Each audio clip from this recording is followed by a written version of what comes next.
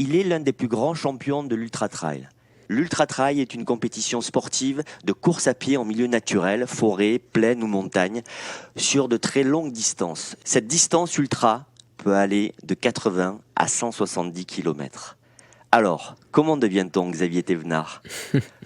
Ouais, alors c'est vrai que, comme tu l'as bien dit, il faut être passionné pour faire ce sport parce qu'on ne vient pas là par hasard. Hein. C'est quelque chose qu'on a en soi peut-être depuis tout petit. Puis on évolue dans l'ultra-trail dans un environnement montagneux. On est souvent entouré de nature. Donc il faut être déjà sensible un peu à ces choses-là, la nature, la faune, la flore, l'univers de la montagne.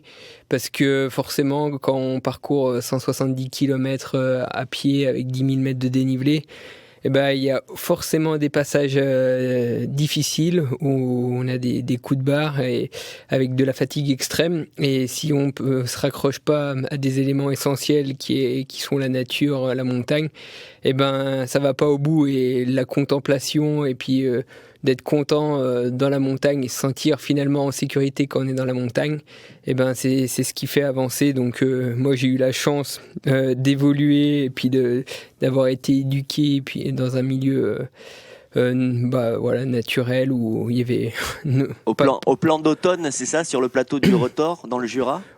En fait, pour déjà donner une idée, les plans d'automne on y vient, on n'y passe pas parce que c'est un cul-de-sac. Donc voilà. Et puis après, il y a 40 habitants peut-être à l'année. C'est un hameau. Et puis il y a rien à part. On est entouré de nature. Donc en fait, moi j'ai vécu là pendant 20 ans de ma vie avec mes parents et puis mes deux frangins, ma frangine. Et c'est vrai que notre passe-temps, c'était de jouer dehors.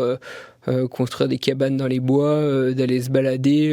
Avec mon plus jeune des frères, on allait souvent donc sur le plateau de Retors découvrir des endroits et puis on y allait en courant ou même pour aller voir le premier copain et s'amuser avec le premier copain, il fallait faire déjà une dizaine de kilomètres.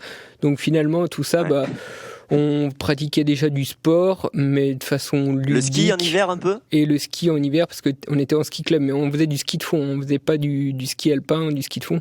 Donc toutes ces choses-là, finalement, elles nous ont fait une certaine endurance, un certain foncier, et puis c'est pour ça qu'après, je suis arrivé peut-être à m'exprimer un peu mieux sur des épreuves d'ultra-distance, ouais. Et on m'avait dit qu'en ski de fond, tu étais bon et que tu as même été skieur de ski de fond avec Martin Fourcade, parce que Martin Fourcade, on l'a reçu dans Planète Lisa. Ah oui, j'écouterai alors.